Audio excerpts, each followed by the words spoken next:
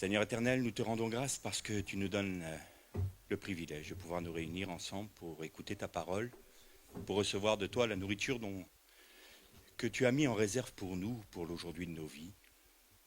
Seigneur, pour ma part, je me place devant toi simplement pour te dire que je veux m'effacer devant toi, afin que ce soit toi qui parle à nos cœurs, qui touche nos cœurs, qui sème dans nos cœurs ta parole de vie, germer, Seigneur, par ton esprit, et que la puissance de la vie du Christ puisse se manifester en nous, à travers nous, par nous, Seigneur.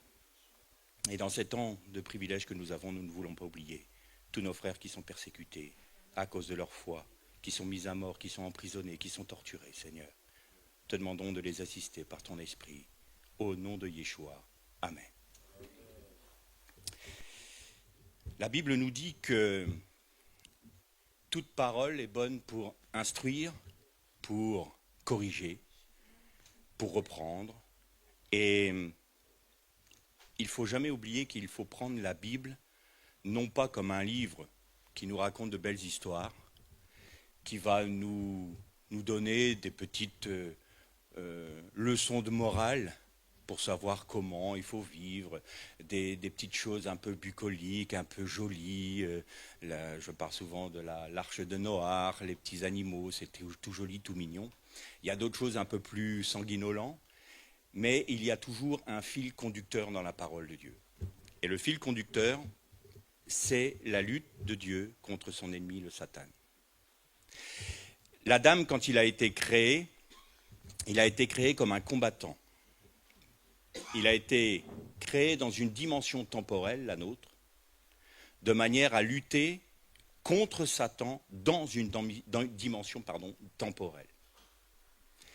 Et si nous prenons la Bible comme un livre de petites histoires, nous n'allons pas comprendre qu'elle est une parole éternelle et qui a une résonance éternelle. Et que chaque événement, chaque récit qui est compilé dans la Bible est toujours l'histoire de cette lutte et de cette œuvre que Dieu manifeste pour sa créature qu'est l'homme, de manière à montrer et démontrer son amour envers sa création. On va faire une petite série d'études sur Gédéon. On va voir qu'il y a plusieurs niveaux de compréhension, parce que autant Gédéon va nous parler de nos églises, mais va parler de notre vie personnelle, et va même aller jusqu'à l'eschatologie. Parce que la parole de Dieu est justement une parole d'éternité. Tout est accompli devant Dieu. Nous, ce qui n'est pas encore tangible pour nous, est déjà établi devant Dieu. La Bible, c'est ça. Il faut qu'on le garde à la mémoire de manière à ce qu'on puisse en tirer les plus grandes leçons qui soient. Bien évidemment, il serait très présomptueux de ma part de dire que je vais être exhaustif. Une vie ne suffirait pas. Si je dois parler du tabernacle, une vie ne suffit pas. Si je dois parler de la profondeur de Gédéon, une vie ne suffit pas. Si je dois parler de la dame, une vie ne suffit pas. Bon, donc je vais laisser à d'autres frères aussi le soin d'apporter des compléments que Dieu leur donne, parce que moi je vais vous apporter une part de ce que Dieu m'a donné, mais ce n'est pas l'ensemble, parce que je n'ai pas la totalité de la vérité pour moi tout seul, c'est une évidence. Et donc c'est la raison pour laquelle le Seigneur veut que nous soyons un, unis, echad, comme on dit en hébreu, de manière à ce que les uns et les autres apportent la part de Christ qui est en eux, de manière à ce que nous puissions aborder la vérité. Aucun homme n'a la vérité dans sa plénitude. Et c'est la raison pour laquelle je dis prenons garde de nous attacher aux hommes. Parce que si on suit toujours le même serviteur, entre guillemets, eh bien, on va avoir toujours une part de Christ, mais on n'aura pas les autres. Et plutôt que de voir nos diverses interprétations comme des moyens de nous battre, des excuses pour qu'on puisse se faire la guerre, parce que mon interprétation ne colle pas avec la tienne, elle n'est pas exactement dans les mêmes cases que la tienne, donc ça ne peut pas être bien. Mais est-ce qu'elle ne peut pas être complémentaire? Voilà le problème. Et comme nous, on est très cartésiens, on va automatiquement vouloir avoir un seul récit, une seule interprétation de la Bible. Et là, je vous dis que dans Gédéon, on a, pour notre vie personnelle, pour l'Église et pour l'eschatologie. Alors je vais vous apporter un peu des trois, et peut-être qu'il y en a un, il va dire, ben non, ce n'est que pour l'Église. Ah ben non, ce n'est que pour toi, ta vie personnelle, c'est une fausse interprétation. Comment peux-tu voir de l'eschatologie là-dedans? Mais essayons de voir un ensemble. Qu'est-ce que Dieu nous dit? Donc, après ce petit préambule, je vous invite à ouvrir vos Bibles dans le livre des Juges, au chapitre 6, et on va lire à partir du verset 6.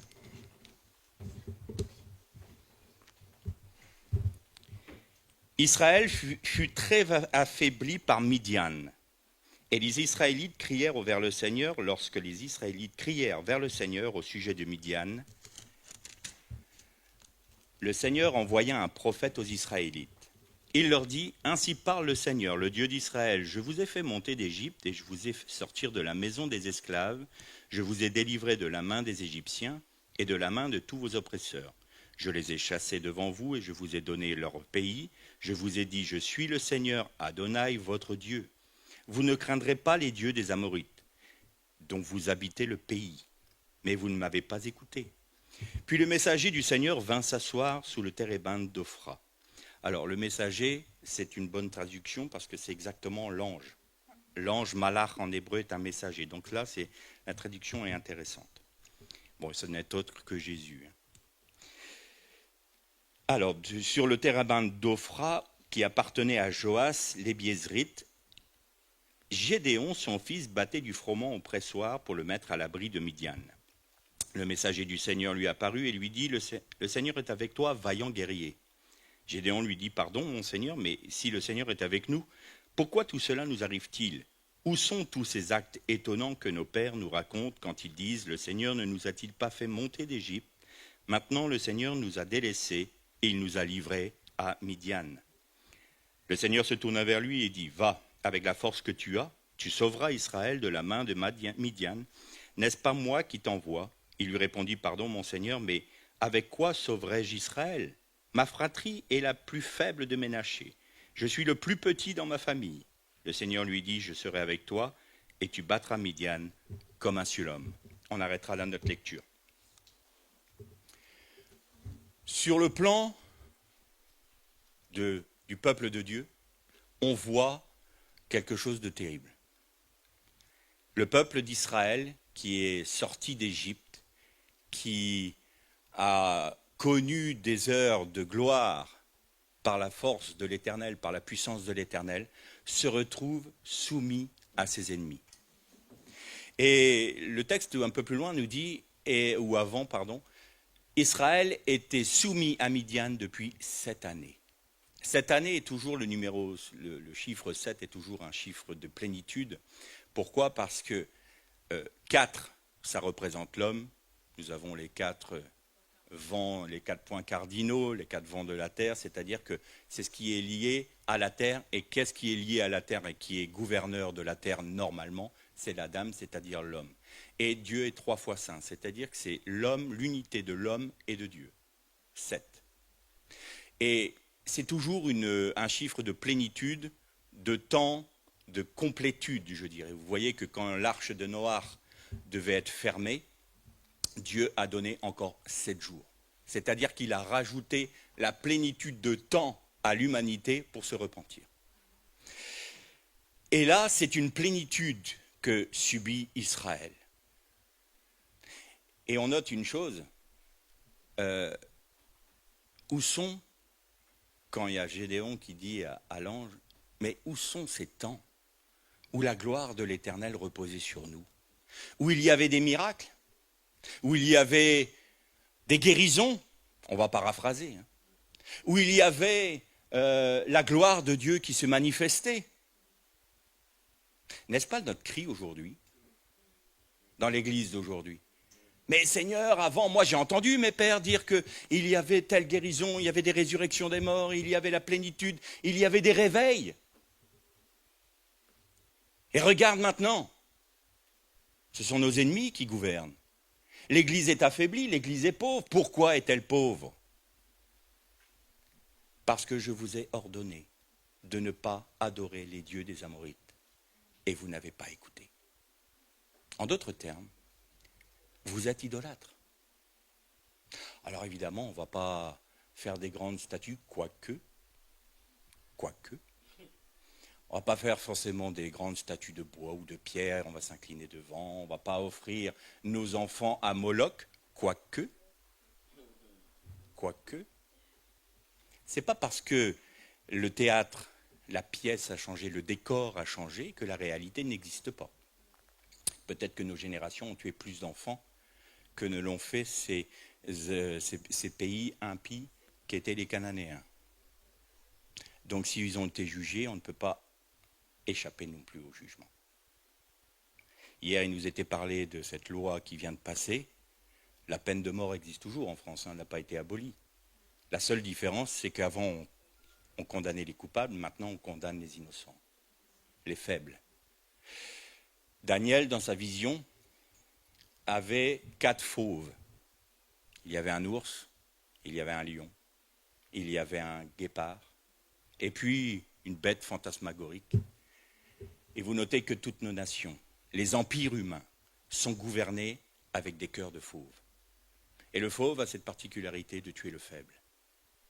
Alors, l'empire humain qui nous promet un Eldorado, qui nous promet un âge d'or avec la technologie, avec la progression de la connaissance, vous verrez que l'humanité touchera la déité.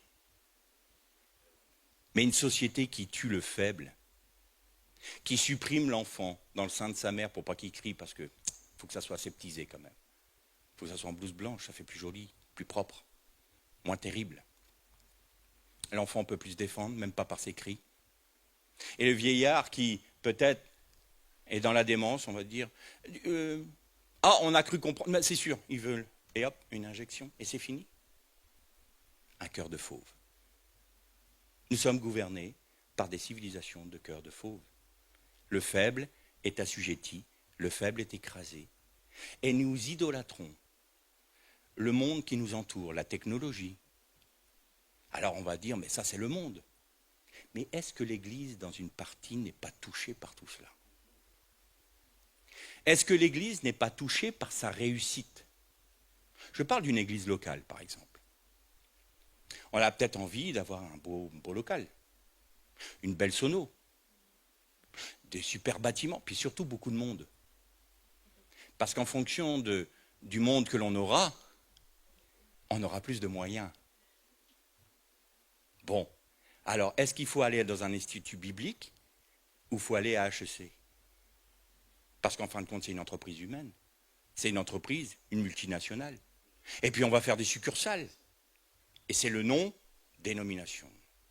C'est ma dénomination. Et moi, je suis le président de la dénomination à laquelle j'appartiens. Vous imaginez? Mais ça, c'est de la politique. L'Église est touchée par ça. Elle idolâtre l'œuvre et elle n'adore plus celui qui est à l'origine de l'œuvre. Mais plus que ça, l'Église aujourd'hui, dans sa grande majorité, et je ne fais pas une généralité parce que bien entendu, il y a des églises qui sont fidèles. C'est de plus en plus rare parce que l'apostasie prend de plus en plus de place, mais malgré tout, il y en a encore 7000 qui n'ont pas fléchi le genou devant Baal. Eh bien, l'Église, dans sa grande majorité, va rejeter Dieu. Pourquoi? Pour une simple raison. Seigneur, donne-moi la vision. Quand on n'a pas de moyens, là, on se rappelle que Dieu existe. On est tout petit. Seigneur, donne-nous les moyens. Seigneur, apporte-nous du monde. Seigneur, fais que. Seigneur, fais que. Et montre-nous ta vision. Je veux une vision. Et une fois que le Seigneur a donné sa vision, on lui dit, tu peux y aller, on s'en occupe. Mais le Seigneur nous donne une vision, non pas pour que nous l'accomplissions par nos propres forces. Ce n'est ni par la puissance, ni par la force, dit l'Éternel, mais par mon esprit. Par mon esprit. J'ai mon beau-père qui est décédé maintenant, il est parti auprès du Seigneur. Il avait un véritable ministère de prophète. À quoi reconnaît-on un prophète? C'est que ce qu'il dit s'accomplit. Et lui, quand j'étais pas converti encore, j'étais dans l'église et je faisais les 400 coups, j'avais une trouille bleue. On était amis, parce que moi je me suis marié avec mon ami d'enfance, donc nos deux familles étaient amies. Et j'avais une trouille bleue de mon futur beau-père, Parce que je dis un jour, il va me vendre devant tout le monde, quoi. C'est pas possible. Et je me rappelle d'un jour où les anciens de l'église devaient acheter du terrain pour je ne sais plus quoi. Et ils priaient ensemble et il n'y avait pas de direction divine. Donc ils ont appelé mon beau-père. Et voilà, on se met en prière parce qu'on doit acheter un terrain, mais on voudrait savoir ce que c'est. Et là, mon beau-père dit, ben voilà, c'est tel terrain. Pourquoi? Parce qu'il y a une route qui va passer devant. Alors tout le monde s'est moqué de lui. On l'a même... mon beau-père avait une expression, il disait, quand on est prophète, on est lapidé dans son propre pays. Ils m'ont décapité. Souvent, il disait ça. C'est pas une belle place, le prophète. Pourquoi? Parce qu'il parle au nom de Dieu et il va toujours à l'encontre de ce que les hommes veulent. Alors là, vous voulez être prophète? Alors bon courage. Et il dit, c'est ce terrain-là qu'il faut acheter.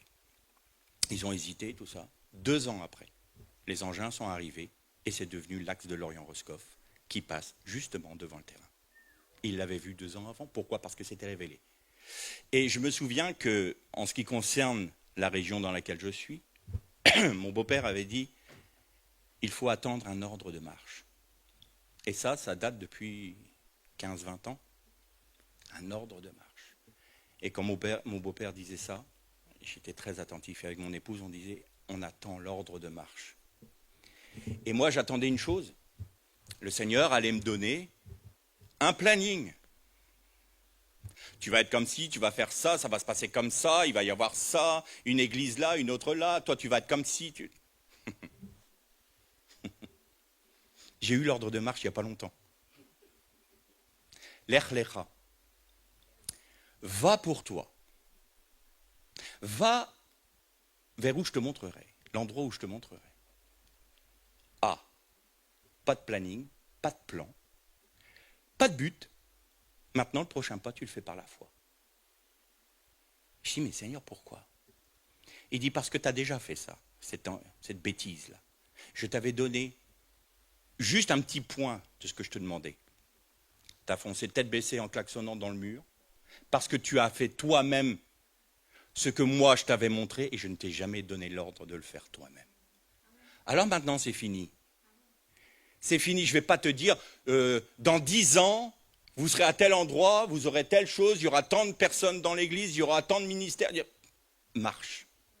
Marche avec la force que tu as pour l'aujourd'hui de ta vie. Marche, fais le prochain pas de la foi. T'occupe pas d'aujourd'hui, il s'occupe de lui-même. Et t'occupe certainement pas de demain, parce que c'est moi qui m'en charge, dit l'Éternel.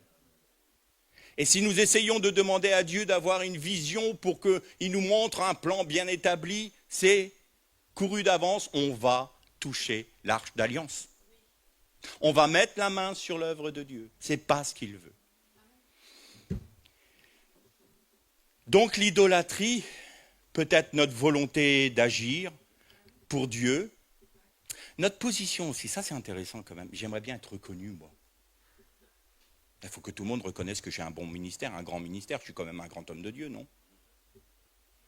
Et puis celui qui ne me reconnaît pas, ben, je le coupe la tête parce que, t'as touché loin de l'Éternel. Mais qui sommes-nous? Et Gédéon avait compris. Quand l'ange de l'Éternel lui dit « Vaillant héros », il dit « Pardon, vaillant héros, moi? Mais je suis le plus petit de ma fratrie qui est la plus petite famille de Ménaché. » Lui, il avait compris une chose importante, Gédéon. Il ne peut rien faire pour Dieu. Le grand homme de Dieu, celui qui se met au-dessus des autres, ne peut rien faire pour Dieu. Et il ne peut rien faire pour vous. Pourquoi? Parce que tant qu'il croira qu'il est capable, il sera une entrave à l'Esprit de Dieu. C'est impossible d'agir pour Dieu avec notre chair. Et pour comprendre cela, alors je vais vous mettre un peu en haleine pour que vous me suiviez jusqu'au bout. Lors de la dernière méditation, on va parler de comment Dieu fait pour que nous soyons des outils utiles entre ses mains et non pas des entraves à son esprit. Et on parlera de la croix et on va parler de Simon de Cyrène. C'est étonnant, hein? Et on va même parler de Pierre, on en a touché 2 mots hier, mais on va encore parler de Pierre parce que c'est très intéressant. Mais là, arrêtons-nous sur Gédéon qui lui a compris. il a compris qu'il était le plus petit. Et il faut la grâce de Dieu. Le peuple de Dieu, donc, était idolâtre et, comme je le dis souvent, les mots qui sont employés dans la Bible, les termes, les nombres, les chiffres, ne sont pas anodins. Pourquoi ? Parce qu'ils doivent nous apprendre, ils doivent nous enseigner, et nous devons aller fouiller un peu dedans pour comprendre aussi d'autres choses et des profondeurs de la Bible, pour comprendre qui sont les ennemis d'Israël.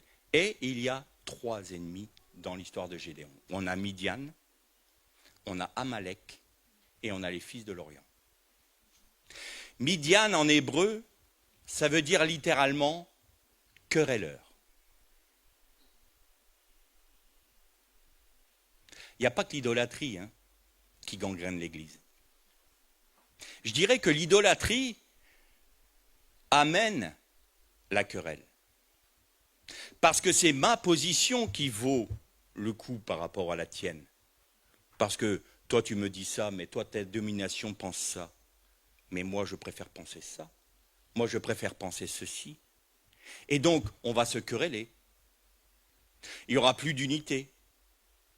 Comme je le disais la semaine dernière dans mon assemblée, à ceci tous reconnaîtront que nous ne sommes pas disciples du Christ, du fait que nous sommes querelleurs entre nous, que nous nous méprisons, que nous ne voulons pas. Ah non, je ne peux pas parler à un charismatique, je ne peux pas parler à un pentecôtiste, je ne peux pas parler à un luthérien, je ne peux pas parler à un réformé.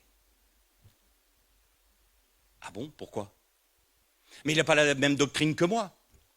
Est-ce que Jésus a dit qu'il fallait que l'on soit sur la même doctrine ? Ou est-ce que Jésus a dit qu'il fallait qu'on ait reçu l'Esprit de Dieu pour être enfant de Dieu ? Alors bien entendu, ça n'enlève pas qu'il nous faut le discernement également. Il faut qu'on discerne si la personne qui nous parle est vraiment un frère en Christ, qu'il a bien reçu l'Esprit de Dieu.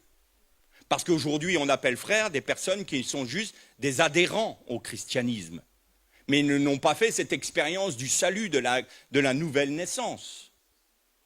Aujourd'hui, il y a une grande quantité de personnes qui sont en train de chauffer les sièges des églises, qui n'ont jamais été chrétiens. Ils ne se sont jamais tournés vers le Seigneur en se repentant de leurs péchés. Ils n'ont jamais été convaincus de péché, de justice et de jugement. Et ils sont là depuis des dizaines d'années, ils sont nommés anciens. Pourquoi ? Ça fait tellement longtemps qu'il est là, lui. Tu fais partie des meubles, Donc rentre dans le conseil d'administration. Tu as une promotion. HEC. Mais il est où l'Esprit de Dieu ? Il est où l'Esprit de discernement ? Vous voyez la gangrène qu'il y a dans le peuple de Dieu aujourd'hui ? Le manque, la non-soumission à l'Esprit de Dieu, le manque de discernement fait que maintenant, il n'y a pas des loups qui sont là exprès pour détruire le peuple de Dieu, mais des loups que nous avons laissés s'introduire, que nous n'avons pas voulu reconnaître comme étant des loups, et qui maintenant vont gangréner le peuple. Parce que quelqu'un qui n'est pas sauvé, qu'est-ce qu'il va transmettre ? Il ne peut pas transmettre l'Esprit de Dieu. On va dire, oui, mais attends, quand il prêche, c'est magnifique, il dit des choses qui sont tout à fait correctes et tout ça. Il y a un pasteur américain qui a fait une expérience.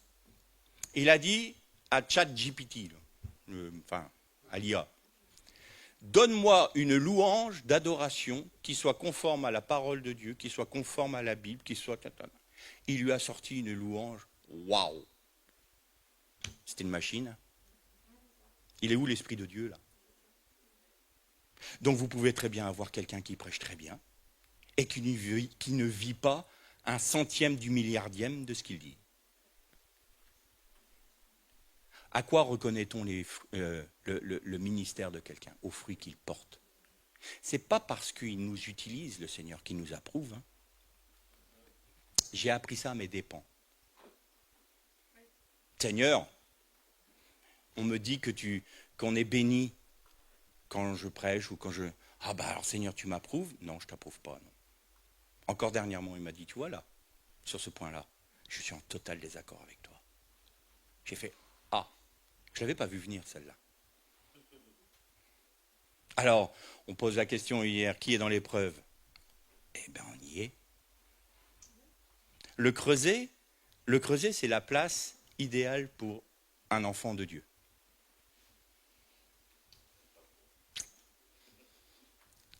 Je veux dire, hein, c'est pas vendeur ce que je vais vous prêcher là. Je ne vais pas vous promettre que si vous mettez 100 € dans la caisse, vous aurez 100 000. Je vais vous dire que si vous voulez être utile à Dieu, il faut falloir que vous me rouillez. Il faut que vous alliez au jardin de Gethsémané. Le jardin de Gethsémané veut dire littéralement le pressoir à huile. Eh bien, tant que vous n'irez pas dans le pressoir, eh bien, vous ne serez pas utile. Parce que c'est dans le pressoir que l'huile coule. Et l'huile d'onction sainte coule une fois que nous sommes pressés. C'est ça le chemin. Et si il y en a certains qui me demandent comme ça, on voudrait prier pour toi, qu'est-ce qu'on doit demander? Demandez simplement une chose pour moi, que je ne me rebelle jamais quand le pressoir m'écrase. C'est la meilleure des bénédictions. Parce qu'il ne faut pas sortir du creuset. Midian veut dire querelle. Amalek, c'est deux mots, c'est la jonction de deux mots hébreux, c'est Am qui veut dire peuple et Lak qui veut dire frapper. Amalek, c'est le peuple qui frappe. Et il y a une structure numérique dans la Bible, et donc chaque terme, chaque lettre hébraïque a un poids numérique. Et Amalek a pour valeur numérique, a pour poids numérique 240. Et pourquoi est-ce que c'est intéressant d'avoir les valeurs numériques, le poids numérique des mots? Parce qu'il nous amène à trouver des correspondances avec d'autres termes dans la Bible. Par exemple, Mashiach, le Messie, a la même valeur numérique que Nachash, serpent. Là, les rabbins s'arrachent les cheveux pour comprendre pourquoi. Mais nous, Jésus nous l'a dit, tout comme le Fils de l'homme doit être élevé, comme Moïse a élevé le serpent dans le désert. Nachash, Mashiach. Et donc, Amalek a une valeur numérique de 240, et il y a un autre mot en hébreu qui en a un, c'est Safek. Et Safek, c'est le doute. Quand vous doutez, Amalek vous frappe. Quand on doute, on laisse la porte ouverte à un peuple qui nous frappe. Il va nous frapper parce que c'est le mensonge, l'arme ultime de l'ennemi. Pourquoi? Parce qu'il ne lui reste plus que celle-là. Jésus l'a dépouillé au calvaire. Donc, Satan ne peut pas vous toucher sans que Dieu ne l'autorise. Il ne faut pas s'imaginer une seule seconde que Satan a du pouvoir sur vous à partir du moment, je précise bien une chose, à partir du moment où vous êtes un enfant de Dieu. Si vous êtes un adhérent, vous avez vu la lumière, vous avez regardé, il faisait bon, c'était impeccable, bah tiens, je fais partie du club, je vais rester, ça ne marche pas. Mais si vous êtes un enfant de Dieu racheté par grâce et qui est né de nouveau par l'Esprit de Dieu, aucune action de l'ennemi ne peut venir dans votre vie sans que Dieu n'y soit, ne le permette du moins. Mais ça ne veut pas dire non plus que Dieu va empêcher l'ennemi de vous toucher. Moi, on m'a rétorqué ça dernièrement. On m'a dit, non, c'est pas vrai, l'ennemi ne peut jamais me toucher. Je dis, ah bon, t'as pas lu le livre de Job alors? Parce que le livre de Job, non seulement Dieu laisse Satan le toucher, mais en plus, c'est lui qui incite Satan. Tiens, dis donc, t'as vu mon serviteur Job? J'ai envie de dire, oh, Seigneur, qu'est-ce que tu fais là? T'es en train de... Mais oui, pourquoi? Parce que moi, je veux apprendre à Job quelque chose de très profond. Alors, je veux qu'il désespère totalement de sa propre justice. Parce qu'il s'est appuyé sur les œuvres que j'ai faites pour lui. Il ne s'appuie plus sur moi depuis tout un temps là. Alors maintenant, il faut que je lui enlève tout. Il faut que je laisse Satan le toucher. Et il va désespérer. Et il y a deux plans dans l'histoire de Job. Le premier plan, c'est que Job va glorifier Dieu. Donc Dieu a laissé sa gloire entre les mains de Job à ce moment-là. Et il va glorifier Dieu en disant, l'Éternel a donné, l'Éternel a repris, que le nom de l'Éternel soit glorifié. Donc, Job, à travers la souffrance, a quand même glorifié Dieu en dénonçant Satan. Mais ensuite, Dieu a fait une œuvre pour Job. Avant, mon oreille avait entendu parler de toi, mais depuis que j'ai passé toutes ces épreuves, et quelles épreuves? Je dis, Seigneur, je veux accepter le creuset, mais si je peux éviter d'être Job, ça m'arrange. Eh bien, quelles épreuves il a vécues. Mais après, qu'est-ce qu'il disait? Mais mon œil t'a vu maintenant. Ça y est, j'ai compris qui tu étais. Je suis rentré dans une connaissance de ta propre personne bien plus grande qu'avant. Donc, ce n'est jamais pour nous détruire, c'est pour nous instruire. Alors on va dire, mais pourquoi est-ce qu'on est instruit par la souffrance? Pourquoi Dieu nous corrige comme ça? Il nous corrige parce qu'on est des enfants. Ses fils et ses filles. S'il ne nous corrige pas, nous ne sommes ni ses fils ni ses filles. Alors soyons, allez, j'ose le mot, soyons joyeux dans l'épreuve. Je vous avais dit que ça ne serait pas porteur. Soyons joyeux, pourquoi? Parce que nous sommes considérés par Dieu comme des fils et des filles. L'épreuve n'est pas là pour nous détruire, l'épreuve est là pour nous émonder. L'épreuve est là pour nous purifier.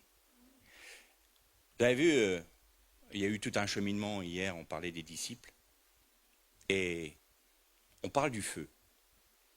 Alors nous, dans le monde évangélique, aujourd'hui, le feu, c'est la puissance. Vous savez, ce qui va consumer tout. Le feu dans la Bible, ce n'est pas la puissance. Le feu dans la Bible, c'est le jugement. Alors, les disciples, ils sont passés par le jugement. Ils sont passés par le crible. Satan vous a réclamé. Tiens, bizarre. Satan vous a réclamé pour vous cribler comme du froment. Et Dieu dit oui. Oh. Et oui, il y a des moments, Satan nous réclame. Et Dieu dit oui. Vas-y, criblez. Ah, bon. Alors, ils ont été criblés. Et puis, ils sont arrivés au moment de Shavuot, la Pentecôte.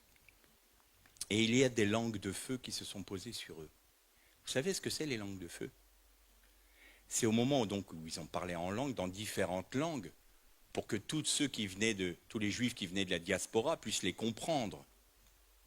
Eh bien, les langues de feu, c'est notre parole qui est purifiée par le jugement de Dieu. Et parce que vos langues ont été purifiées par le jugement de Dieu, que toutes les scories humaines ont été détruites, maintenant vous pouvez être mes témoins dans les nations. Et donc quand vous allez parler, même avec des langues que vous ne connaissez pas, eh bien vous allez parler de la gloire de Dieu parce que vous êtes purifiés. Vous avez accepté le feu du jugement. Être baptisé de feu, croyez-moi, si vous faites cette prière, Seigneur va répondre. Mais ce n'est pas ce que vous attendez. Il faut être sûr qu'on le veuille. Mais c'est une grâce. Je vous conseille de la faire. Donc, à partir du moment où ils ont été criblés, où ils ont désespéré d'eux-mêmes, où ils sont arrivés au point de Gédéon, alors ils commencent à être utiles pour Dieu. Gédéon ne veut pas se mettre en avant. Il dit, moi je suis le plus petit, je suis en train de faire mon travail là, et tu me demandes de travailler pour toi. Mais écoute, non, moi j'ai trop désespéré de moi. Pourquoi? Vous savez ce qui nous rend désespérés souvent? C'est le train-train de notre vie. Nous on veut faire des grandes choses pour Dieu. Seigneur, je vais me lever. Seigneur, je vais évangéliser ma région. Je vais implanter des églises. Et il va y avoir un... Eh bien, tu vas te lever le matin, tu vas aller au travail, tu vas avoir ton chef de service, tu vas avoir ton patron, tu vas avoir ton chef d'équipe qui va te saouler, tu vas avoir des clients qui vont te saouler. Et puis tu vas rentrer chez toi, tu vas être énervé parce que c'est casse-pied, tout ça, tu vas te coucher, gna gna, puis après il y a ta femme qui va te prendre la tête parce que gna gna gna gna, et puis demain tu recommences, et tu recommences, et tu recommences. Ah, je bats le froment dans l'air d'Ophrah. C'est pénible, le train-train quotidien. Et moi qui rêve de grandes choses pour toi, oh Dieu, je veux être un serviteur, je veux le feu. Ben tu l'as là. Comment ça? Ben t'es purifié, est-ce que t'es fidèle dans les petites choses? Oh! Ça m'arrive, je suis dans mon bureau, je suis en train d'étudier, je suis en train de chercher dans l'hébreu. Puis il y a ma femme qui m'appelle. Chérie, tu peux éteindre le linge? Ben bien sûr, étendre le linge. Hein. Je me suis levé ce matin en disant, pourvu que j'étende du linge. Et là, le Seigneur, il ne m'oblige pas à y aller. Hein. Je peux rester à étudier. Mais je suis très sanctifié, moi. Je suis un grand homme de Dieu, moi. J'étudie la Bible dans l'hébreu, vous avez vu. Puis le Seigneur me dit, mais ta femme a besoin d'aide, là. Si tu n'es pas capable de répondre à ça, comment veux-tu t'occuper de mon église? Elle a besoin de ton aide. Donc tu vas quitter ton travail là, tu vas aider ta femme. Et tu vas voir que tu vas avoir une relation avec ta femme qui va s'approfondir parce qu'elle a vu que tu as répondu à son aide. Et après, tu reprendras le travail que tu as besoin. Et moi, je te bénirai derrière. Ce n'est pas la croix obligatoire que j'appelle ça. J'appelle la croix qui marque des points, celle-là. Pourquoi? Parce qu'on aime suffisamment Dieu pour aimer notre prochain. On aime suffisamment Dieu pour répondre aux besoins de notre prochain. Et on ne se croit pas un grand. On n'est pas grand. Et si on se croit grand, le Seigneur va nous rappeler qu'on est petit. Chez moi, ça a duré 7 ans. Croyez-moi, la grosse tête, elle s'est envolée parce que je sais qui je suis quand le Seigneur ne me donne pas sa grâce. Je sais qui je suis. Amalek, Midian, donc querelle, le doute, l'idolâtrie, rend le peuple de Dieu complètement soumis à son ennemi. Et il n'y a plus de puissance, il n'y a plus de gloire, il n'y a plus de miracle. Et le Seigneur cherche un homme. Et la Bible nous dit, je cherche un homme qui se tienne sur la brèche en faveur du pays. Cet homme, il l'a trouvé, il s'appelle Yeshua. Mais comme Yeshua est remonté auprès du Père, il veut poursuivre son œuvre à travers ses enfants rachetés. Mais encore faut-il que ces enfants rachetés le laissent faire. Yeshua désire toujours se tenir sur la brèche en faveur de notre nation, en faveur de notre ville, en faveur de notre assemblée, en faveur de notre famille. Mais qu'est-ce qui prend le pas? Les querelles? Le doute? Tout cela va entraver la main de l'Éternel, va bloquer la main de l'Éternel. Et on est là, Seigneur, mais avant, on avait des grâces. Avant, on voyait ton œuvre et maintenant, il n'y a plus rien. T'as changé, Seigneur. C'est pas moi qui ai changé, c'est vous. C'est nous qui avons changé. Aujourd'hui, diabolos en grec veut dire littéralement celui qui engendre des querelles et qui divise. Aujourd'hui, l'Église est divisée. Les familles sont divisées. Les couples sont divisés. Et ça, c'est l'œuvre de l'ennemi. Alors, soit on prend position en disant j'accepte le creuset. Le Seigneur nous a peut-être unis avec un conjoint qui est complètement à l'opposé de nous. Et ça, c'est voulu. C'est voulu parce que notre conjoint va nous briser. Notre conjoint va nous heurter. Notre conjoint va faire que... Il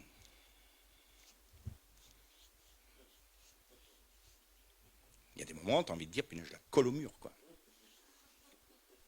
Et le Seigneur te dit oui, c'est le but, c'est son boulot. C'est son boulot de te briser. C'est son boulot de faire en sorte que ce qui est mauvais en toi, parce que tu mets un vernis de bons sentiments, oh Seigneur, ma chérie, je t'aimerai jusqu'au bout de ta vie. Celle-là commence à me gonfler. Jusqu'au bout de quoi? Elle n'a pas dit comme je voulais, elle n'a pas fait comme je voulais, elle n'a pas dit... C'est pas ce que j'attendais, quoi. Moi, je veux une femme qui soit à l'image de ce que moi j'imagine. Je ne veux pas qu'elle ait sa personnalité. Je veux qu'elle colle avec ce que moi j'ai envie. Et puis vice-versa, ça marche dans les deux sens, évidemment. Et puis là, on est là. Seigneur, la chose la plus simple, c'est, vous savez quoi, c'est... Bon, on ne peut pas divorcer. Reprends-la. Je dis ça parce que je l'ai entendu. Oui. Ou alors, c'est impossible de vivre avec cette personne. C'est impossible parce que notre chair est là. C'est impossible parce qu'on ne veut pas comprendre l'autre. C'est impossible parce qu'on n'accepte pas l'autre tel qu'il est.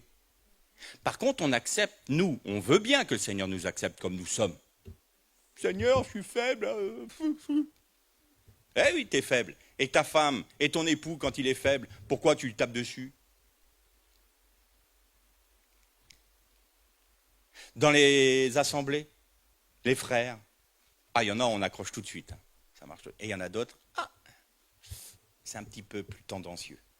Puis t'en as d'autres, franchement, oh, ce frère ou cette sœur, oh là là, dès qu'elle s'approche. Mais c'est selon leur boulot.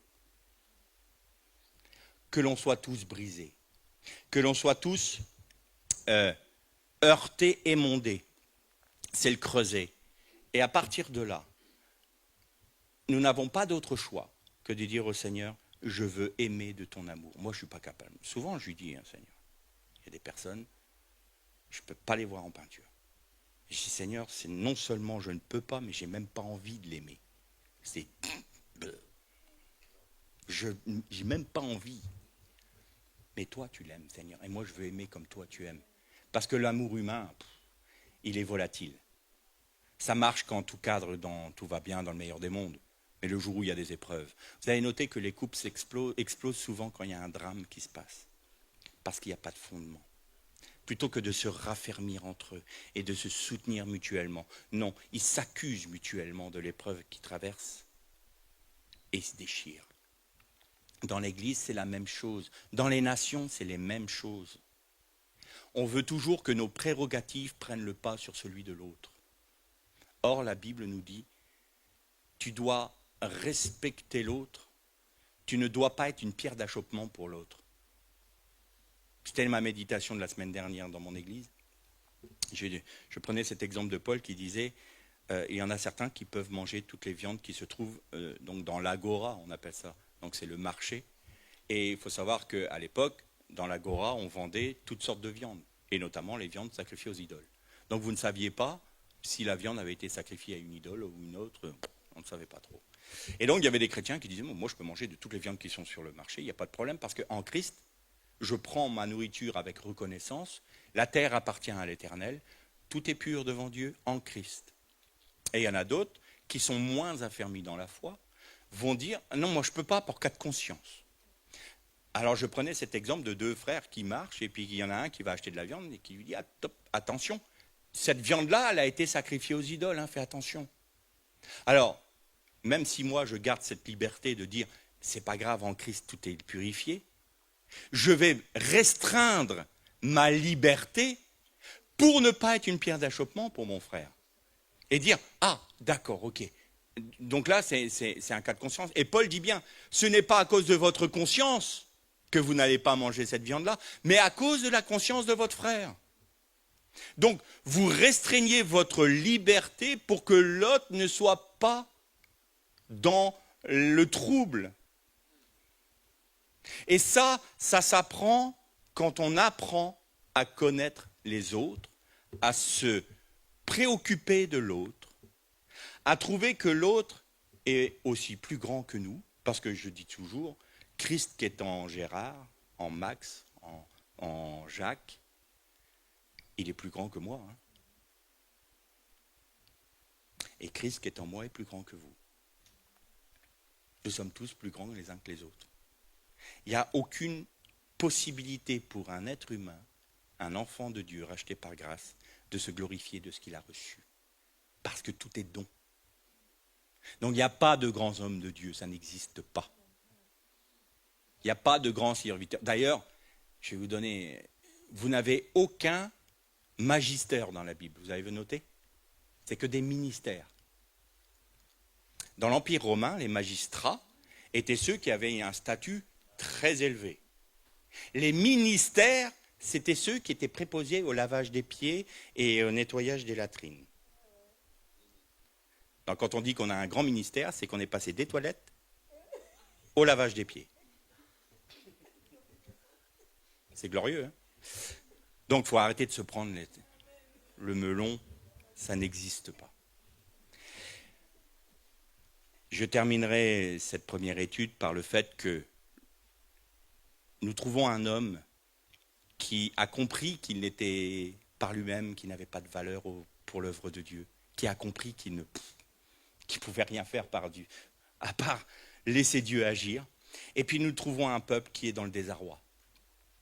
Tout comme aujourd'hui, et tout comme beaucoup de chrétiens dans leur propre vie sont dans le désarroi. Seigneur, je ne comprends pas. Ta parole, elle dit ça, mais moi je ne le vis pas. Ta parole, elle promet ça, mais moi je ne le vis pas. Moi un jour, ma Bible, je l'ai jetée. Parce que je crie. J'étais quelqu'un de calme. Je criais, tout ce que tu as écrit là, Seigneur, je ne le vis pas, donc ça... Et je l'ai jeté. Vous voyez, hein, je ne suis pas un grand homme de Dieu. Et le peuple est dans le désarroi, nous sommes dans le désarroi, parce qu'il y a le doute, parce que nos motivations ne sont pas bonnes devant Dieu. Souvent, nos motivations ne sont pas pour la gloire de Dieu, mais pour la nôtre.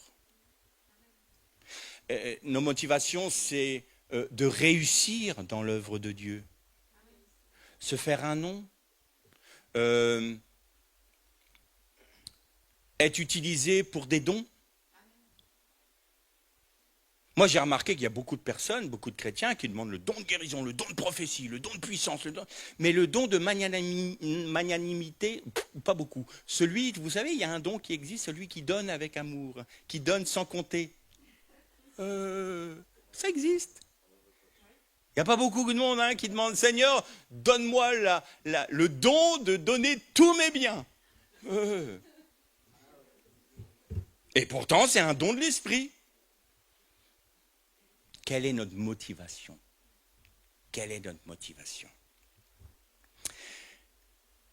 Les querelles, le doute. Et là maintenant, on va rentrer dans la solution de Dieu. Ça sera la prochaine fois. Mais on va comprendre que le Seigneur ne permettra pas que l'homme se glorifie dans la restauration de son peuple. Et on va parler de vainqueur. On va parler de la croix. De toute façon, je ne sortirai jamais de ce texte, de cette logique. Paul n'en sortait pas. Je n'ai eu d'autre chose parmi vous que Jésus-Christ et Jésus-Christ crucifié. Donc, je continuerai à parler de la croix, même si ça saoule, mais c'est comme ça. Je continuerai à parler de péché, je continuerai à parler de repentance, je continuerai, à parler de réelle conversion. Pas d'adhésion. Le mot grec est exactement le même qu'en hébreu, c'est teshuv a, vient de tashuv. Si vous voyez, il y a une lettre qui est et à la fin, la lettre he, c'est la lettre de l'esprit. En fait, on se détourne de l'homme pour se tourner vers l'esprit. Ça, c'est la conversion. Donc ce n'est plus par la puissance de l'homme, pas par la puissance de persuasion, pas parce que j'ai des diplômes. Tant que tu penses que tu as des capacités pour l'œuvre de Dieu, parce que tu es diplômé de ceci, de cela, que tu sais parler, que tu sais faire ça, c'est pas la peine. C'est pas la peine, tu n'es pas utile, parce que la meilleure intelligence humaine n'est que souillure devant la sagesse de Dieu. Il faut que l'on capitule une fois pour toutes devant Dieu. Pas seulement dans notre conversion, c'est-à-dire de dire « Seigneur, je t'accepte comme mon sauveur, mais je t'accepte comme mon Seigneur. Maintenant, plus aucun droit sur ma vie. C'est toi qui m'as racheté par ton sang. Si je suis racheté, je suis ton esclave, ton serviteur. Tu fais de ma vie ce que toi tu veux. » Ce que toi tu veux. Parce que j'ai envie. Ma femme, parfois, elle a une formule qui m'amuse. Elle prie le Seigneur parce qu'elle est assez... elle est directe avec le Seigneur. Il n'y a pas de patois de Canaan. Je te prie, Seigneur, parce que le grand Dieu... Il dit, là, j'en ai marre, Seigneur. Ça me saoule, cette affaire-là. Mais n'écoute pas ma chair, fais ton œuvre. N'écoute pas ma chair, fais ton œuvre. C'est vrai. C'est pas, religieusement bien propre. Mais c'est authentique. Le Seigneur n'a pas besoin de personnes qui parlent joli. Il veut des cœurs authentiques. Seigneur, je n'aime pas ce frère, je n'ai pas envie de l'aimer, mais comme tu me le commandes, je veux l'aimer à travers toi. Et là, la grâce de Dieu prend le relais parce qu'on comprend, on admet et on se met au diapason avec Dieu pour dire « Je ne peux pas le faire, mais toi, fais-le à travers moi. » Pourquoi ? Parce que je ne m'appartiens plus et parce que mes prérogatives ne prennent plus le pas sur les tiennes. C'est toi qui es glorifié, pas moi. J'accepte la croix. On va en rester là. Je vais vous dire l'Echle Shalom. On va se mettre simplement en prière devant Dieu. Le Seigneur nous a parlé là maintenant. Les uns et les autres se placent devant le Seigneur, dans la simplicité. Peut-être que dans vos cœurs retentit un appel. Peut-être qu'il y a un fardeau sur votre cœur. Peut-être que vous avez pris des décisions qui n'étaient pas bonnes et que vous voulez rectifier. Vous placez tout ça devant Dieu. Vous laissez le Seigneur envahir votre esprit. Soumettez-vous à cette douce voix qui vous appelle. Viens mon enfant, approche-toi du trône de la grâce. Tu n'es pas indigne parce que le sang du Christ te rend digne. Il y avait un très beau cantique tout à l'heure qui était « Je rentre dans le lieu très saint par le sang de l'agneau ». Le sang de l'agneau nous donne accès auprès du Père. Si l'un d'entre vous désire s'avancer pour qu'on prie pour lui, qu'il se sente libre. S'il veut prier tout seul dans son cœur, qu'il se sente libre. On n'est pas là pour faire de la technique. On est là pour être vrai devant Dieu. Peut-être qu'il y a un cœur rebelle et qui se dit qu'il n'a pas envie de céder. Et la souffrance augmente. Alors, le Seigneur dit simplement, cède devant moi mon enfant. Je ne veux pas te frapper pour te faire mal. Je veux simplement te délivrer de cet esprit de rébellion qui va te donner la véritable vérité, la véritable liberté. Que chacun prie. Et ceux qui le souhaitent peuvent venir, on peut prier pour eux.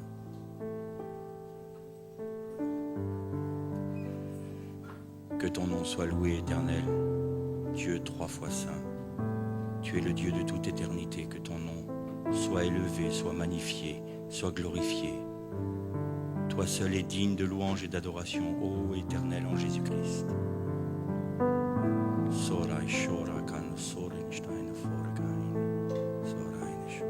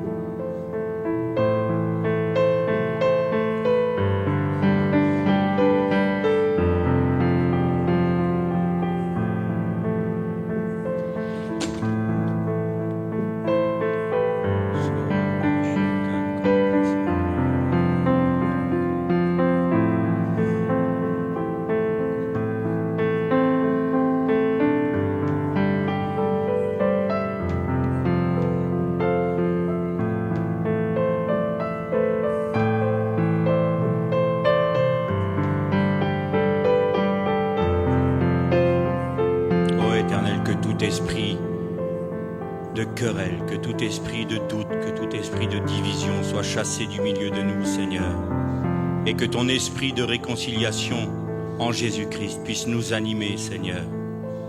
Ô Dieu, nous voulons être au bénéfice de la prière de Yeshua. Je te prie, ô Père, pour qu'il soit un, comme nous sommes un. Seigneur, je ne doute pas que la prière de mon Seigneur a été exaucée. Et si je ne le vis pas, c'est que je m'en suis moi-même mis à part. Seigneur, nous n'acceptons pas aucun esprit de discorde, de division, de querelle, d'incompréhension, de rancune et de rancœur, de se manifester au milieu de nous. Répare ce qui a été brisé, répare les liens brisés, Seigneur. Tu es le réparateur des brèches. Ô Éternel, nous nous plaçons devant toi. Toi seul peux rendre toutes choses nouvelles. Que ton nom soit béni. Et nous ne voulons pas être des enfants ingrats. Nous voulons t'apporter la louange, l'adoration de nos cœurs. Parce que toi seul en es digne, Seigneur. Et nous ne voulons pas être simplement des gens qui quémandons. Mais nous voulons t'honorer, te glorifier et te magnifier parce que tu réponds à nos prières. Nous voulons t'apporter la louange et l'adoration dans l'intercession. Nous ne voulons pas être irreconnaissants, Seigneur. Sois béni. Ô mon Dieu, sois loué. Ô mon Dieu, sois glorifié. Au nom de Yeshua. Amen.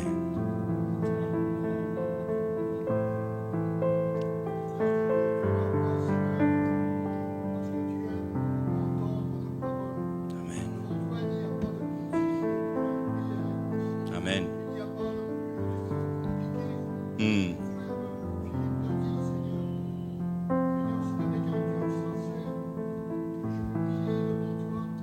Amen.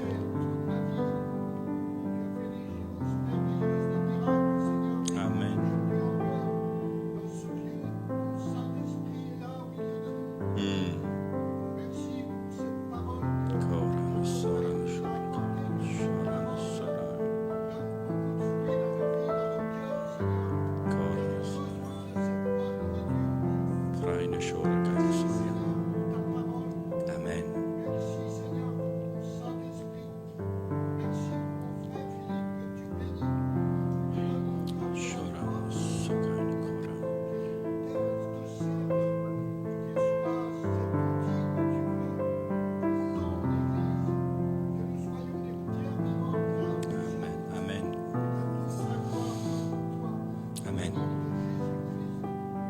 Amen. Amen.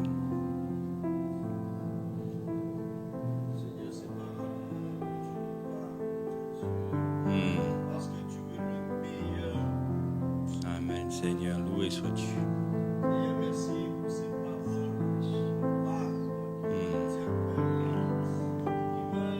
Oui, qui nous dérangent. Soran Shara Qui arrangent.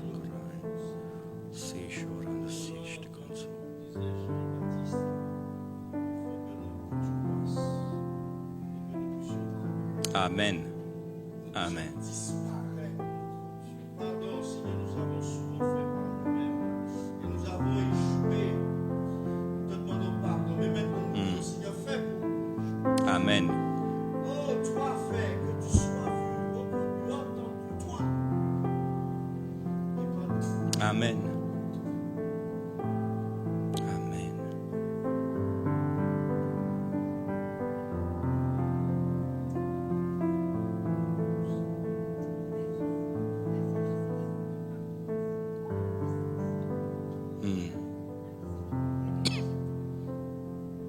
Amen.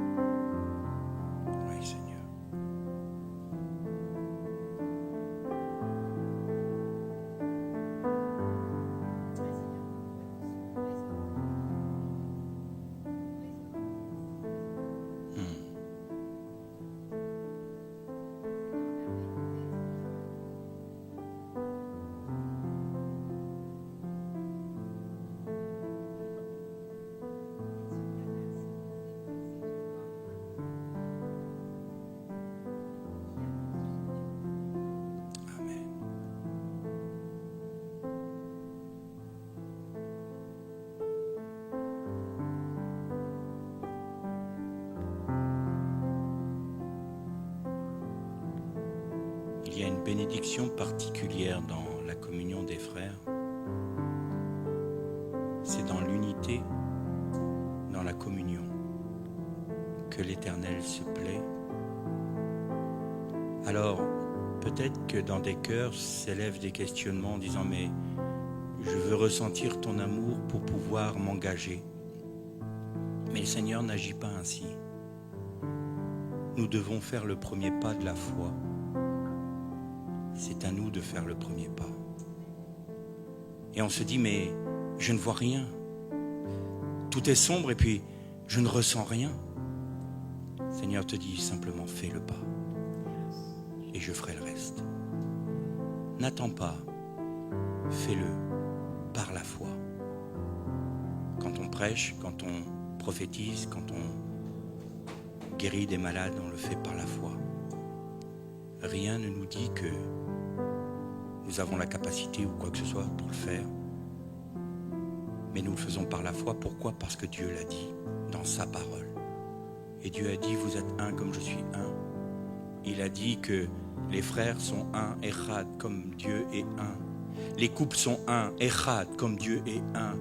Un couple qui s'unit, un couple qui s'aime, reproduit l'image de Dieu. Alors n'attendons pas de nous sentir bien, de nous sentir élevés, faisons ce pas. Allons voir nos frères, disons-leur, nous sommes un. Allez voir vos conjoints, dites-leur, je t'aime parce que nous sommes un et nous formons l'image de Dieu. Quelles que soient les pensées que l'ennemi veut mettre dans les cœurs, de bonnes raisons, toujours de bonnes raisons. Oui, mais il a fait ça, il a fait ci, elle a fait ci, elle a fait ça. Elle ne m'a pas respecté, il ne m'a pas respecté. Chassez tout ça. Dites simplement, Seigneur, je refuse ça pour ma vie. Mon frère qui m'a heurté, peut-être qu'il souffrait. Peut-être qu'il n'était pas dans une bonne journée parce que, waouh, ça tabasse parfois. Et puis il m'a peut-être parlé rudement. Puis tout d'un coup, je lui dis, mais tu sais quoi? Peu importe, je t'aime de l'amour du Christ. Je fais le pas de te dire je t'aime, même si je ne le sens pas. Mais je fais ce pas. Et vous verrez que l'amour de Dieu va vous inonder. Et vous allez vous dire, mais comment ça se fait? C'est une grâce. C'est marcher par la grâce de Dieu. C'est pas à nous de faire des efforts. On fait juste un pas après l'autre.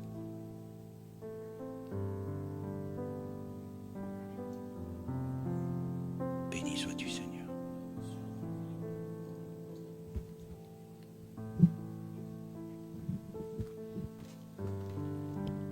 En fait, j'ai vu un coq. Après, je me suis posé la question, je me suis dit, qu'est-ce que ça veut dire? Après, j'ai pensé à Pierre, avec le coq a chanté 3 fois. Et Pierre, en fait, a douté. Et il a douté parce qu'il avait peur de déclarer qu'il était chrétien publiquement. Et parfois, le doute, la peur des hommes nous empêche de dire ce que nous sommes réellement. Et ça nous rend hypocrites. On n'est pas authentique devant Dieu parce que nous cachons qui nous sommes. Donc du coup, ce que je pense que le Seigneur veut que nous soyons délivrés de la peur de parler de lui, de la peur de dire qui nous sommes réellement, d'arrêter de nous cacher, de porter des masques et d'être vrai dans le monde.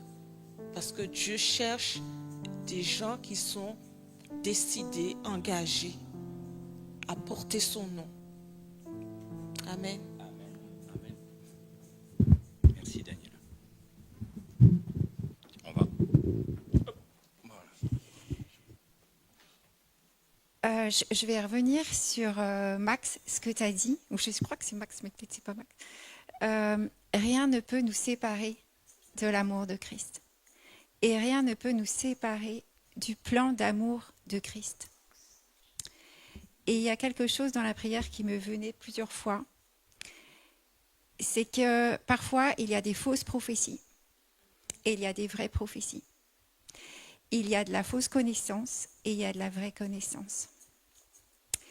Et j'ai sur le cœur, ce qui rejoint ce que tu dis, on est dans une démarche d'être un avec Dieu, Echad, c'est le premier commandement. Et cet attachement que rien ne peut nous séparer de lui, ni la fausse prophétie, j'ai envie de dire, et la vraie aussi.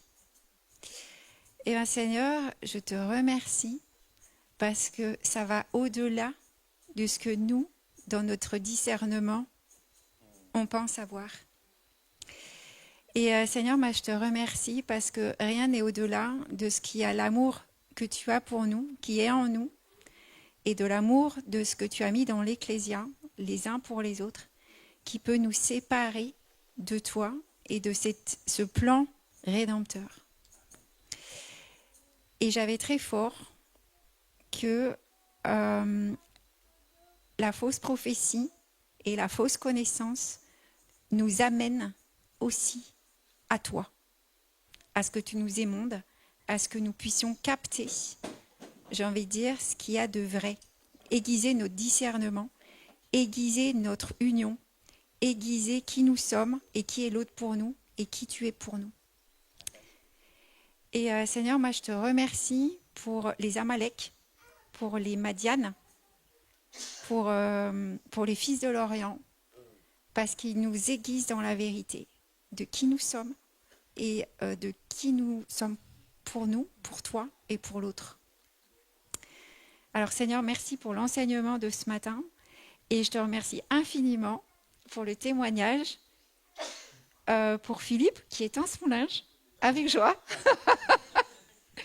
Parce que je trouve qu'en fait c'est ça. Et bien Seigneur, merci pour la gratitude, pour nous donner un cœur de remerciement, un cœur ouvert qui ensemence ta parole et la vérité.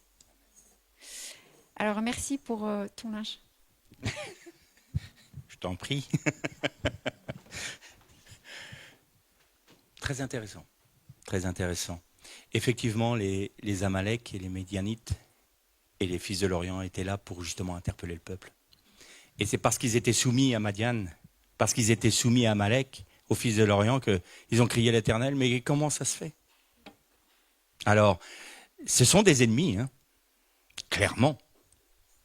Mais ils sont aussi des envoyés, des anges. Dites-vous que quand votre frère ou votre sœur vous saoule, que votre conjoint vous saoule, c'est un ange de l'Éternel qui est amené auprès de vous pour vous instruire.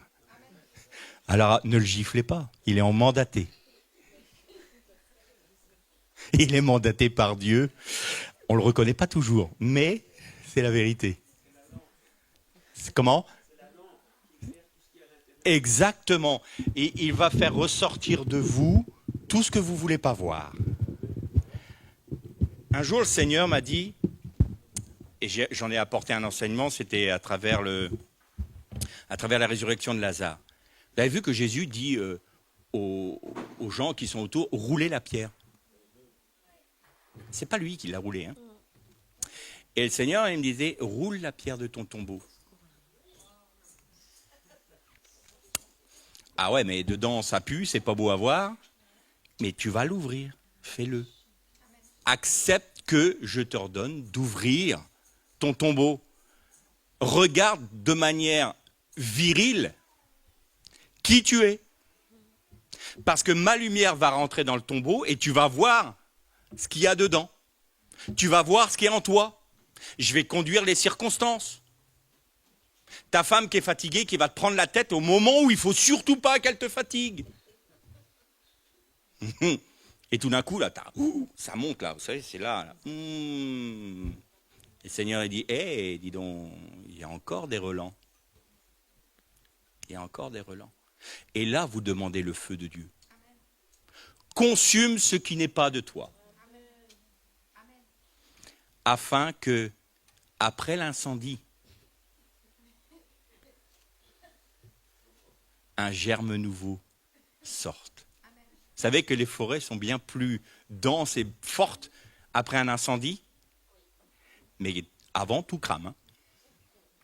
Alors, est-ce qu'on est prêt à réclamer le feu de Dieu sur nos vies? Est-ce qu'on est d'accord pour que le feu de Dieu consume nos querelles, nos divisions, nos discordes, les liens rompus? Est-ce qu'on accepte que tout ça soit consumé par le feu maintenant? Disons-le au Seigneur. Maintenant, on accepte, Seigneur, ton feu. Afin que ta vie germe. Amen. En fait, depuis tout à l'heure, je suis très interpellé par le passage de la Samaritaine. Il est dit que Jésus était fatigué du voyage et qu'il s'est assis donc au bord de ce puits de Jacob. Et j'ai vu dans cette impression vraiment humaine que Jésus a vécue par cette fatigue, il était fatigué du voyage, nous dit la parole, il y avait quelque chose qui était en nous de son humanité. C'est-à-dire que pour beaucoup d'entre nous, nous sommes fatigués du voyage, parfois, à cause du monde dans lequel nous sommes entourés, de parfois notre incrédulité, de notre doute, et tout cela ne fait qu'appesantir et alourdir notre fatigue. Et alors, à l'occasion, comme ça, une femme arrive, et puis on la demande, donne-moi à boire. Ça peut être au Seigneur qu'on fait cette demande, donne-moi à boire. Parce qu'encore nos cœurs sont fatigués, sont altérés, desséchés, et nous avons besoin sans cesse de revenir à ce puits de Jacob pour nous désaltérer. Mais cette eau du puits de Jacob, elle est là depuis des centaines d'années. Elle a abreuvé Jacob, ses troupeaux, sa famille et tout. Mais il a fallu à chaque fois que, fatigués eux aussi, ils reviennent sans cesse à ce puits pour se désaltérer. Donne-moi à boire. On est beaucoup ce matin, je pense, à faire cette demande sans cesse. Donne-moi à boire. Nous avons de plus en plus besoin de cette eau. Mais on se contente de cette eau du puits de Jacob. Et voilà que Jésus donne-moi à boire donc, et il lui dit à cette Samaritaine, si tu connaissais le don de Dieu qui est celui qui te dit, donne-moi à boire, tu l'aurais toi-même demandé à boire et il t'aurait donné de l'eau vive. Alors, la femme est étonnée. Tu n'as rien pour puiser. Et le puits est profond. D'où donc aurais-tu cette eau vive? Es-tu plus grand que notre père Jacob qui nous a donné ce puits et qui en a bu lui-même, ainsi que ses fils et ses troupeaux? Jésus lui répondit, quiconque boit de cette eau aura encore soif. Et on a tout le temps encore soif en buvant à cette vieille eau du vieux puits de Jacob, aussi profond soit-il, aussi vénérable soit-il. Le puits de Jacob, c'était un peu comme une religion, une dénomination très respectable. Voilà. Alors, mais celui qui, voilà, il aura encore soif. Mais celui qui boira de l'eau que je lui donnerai deviendra en lui une source d'eau qui jaillira jusque dans la vie éternelle. Hein? Donc le Seigneur nous appelle ce matin, et je me mets dedans, à quitter le rebord de ce puits de Jacob et aller puiser directement à l'eau vive du Seigneur. Hein? Celle qui jaillit du côté percé à la croix de Golgotha, où il est sorti un peu d'eau et de sang. C'est à cette source-là qu'il faut boire maintenant. Hein?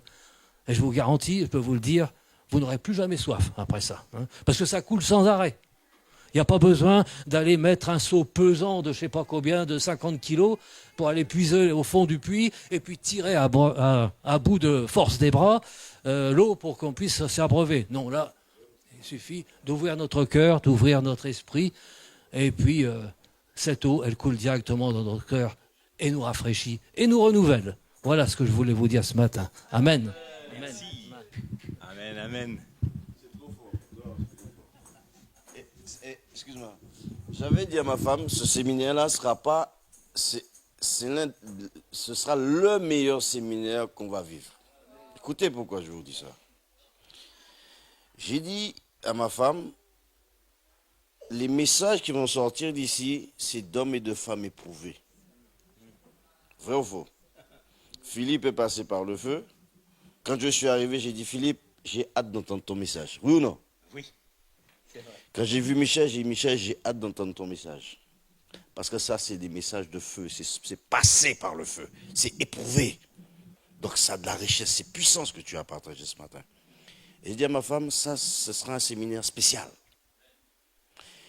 Et c'est bien qu'on soit dans une en petite communauté parce que ça va être aussi un cœur à cœur avec Dieu.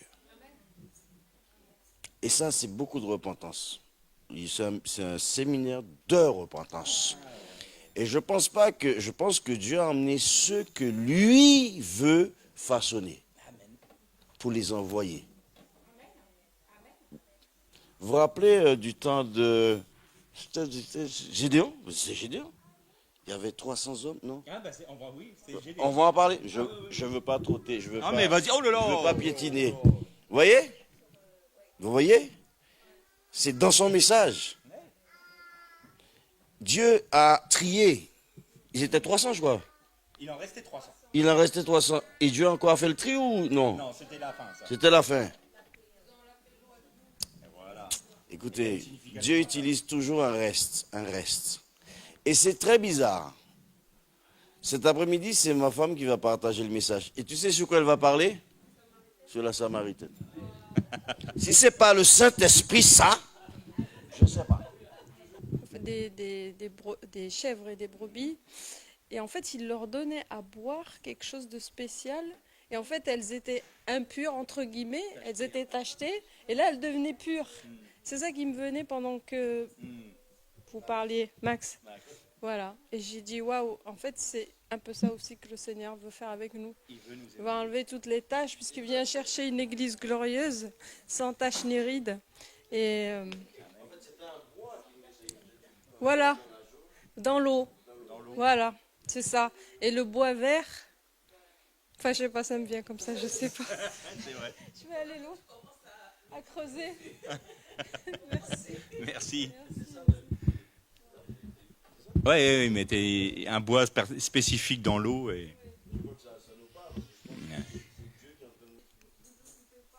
De moi, pleurer sur vous, oui. Pleurer sur vous. Oui, tout à fait. Voilà.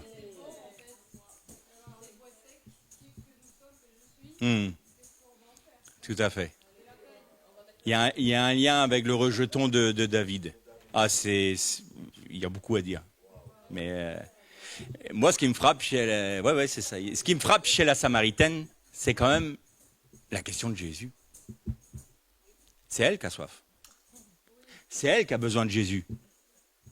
Et le Seigneur lui dit, donne-moi à boire. Est-ce qu'on veut donner à boire au Seigneur? On va dire, mais qu'est-ce que je peux lui apporter? J'ai rien. Si, t'as toi. Est-ce que tu acceptes que Jésus fasse tout dans ta vie? Donne-moi à boire. Il te dit, tu sais, viens. Quitte ce rebord du puits de Jacob. Parce que puits de Jacob, Samaritaine, c'est les 10 tribus d'Israël. 10 tribus d'Israël, elles adoraient le veau d'or. Il y en avait un au nord, un au sud. Et il y avait un autel devant les veaux d'or. Et la Samaritaine dit à Jésus, mais vous dites qu'il faut louer Dieu au temple. Mais nous, nos pères nous disent que c'est ici. Ça, c'est depuis la séparation des 2 tribus après le péché de Salomon. Et Jésus dit à cette Samaritaine, donc à quelqu'un qui est indigne, quelqu'un qui n'a rien compris, parce qu'elle n'est pas au temple, elle n'est pas là où Dieu l'a demandé. Dieu a dit qu'il résiderait dans la maison de l'Éternel à Jérusalem. Et eux, ils étaient à Sichem. Et à Sichem, ils étaient en train de louer autre chose. Et le Seigneur dit à cette Samaritaine, donne-moi à boire. Vous vous sentez indigne? Je me sens indigne. Et le Seigneur Jésus nous pose la question, est-ce que tu veux bien me donner à boire? Est-ce que tu veux bien me donner ta vie? Est-ce que tu veux bien me donner entièrement? Simplement. Parce que si tu te donnes, alors moi je te donnerai de la vie éternelle. Tu n'auras plus jamais soif. Mais c'est toujours ce petit pas de la foi que nous devons faire. Il ne faut pas attendre que le Seigneur nous impose les choses. Le Saint-Esprit est une personne tellement délicate.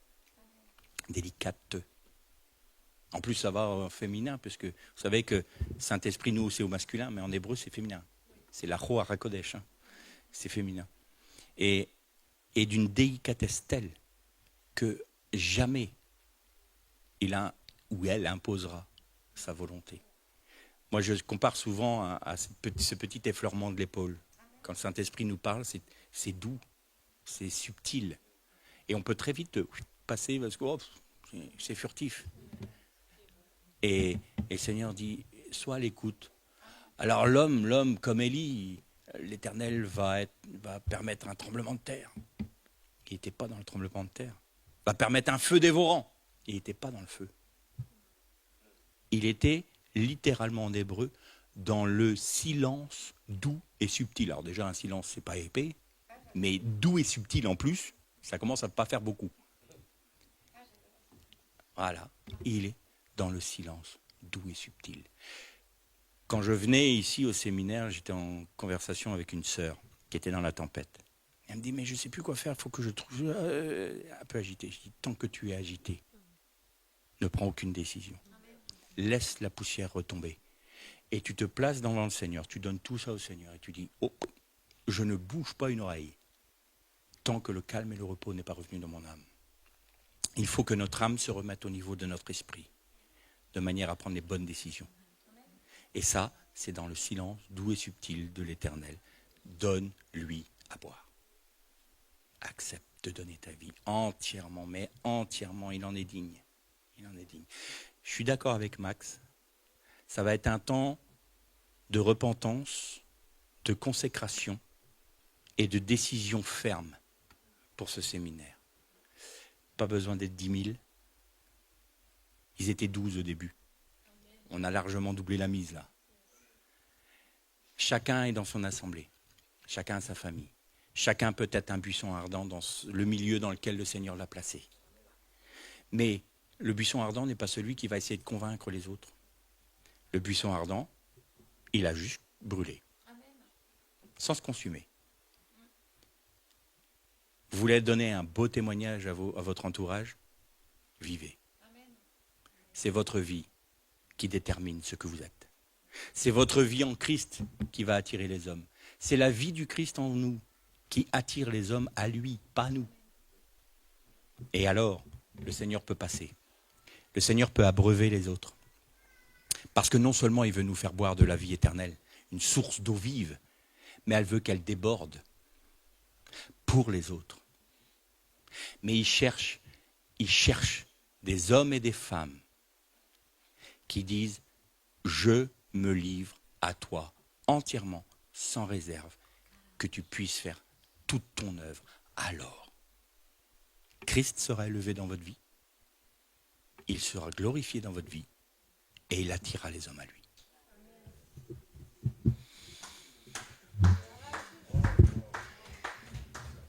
Belle réunion. Ah ouais, belle réunion.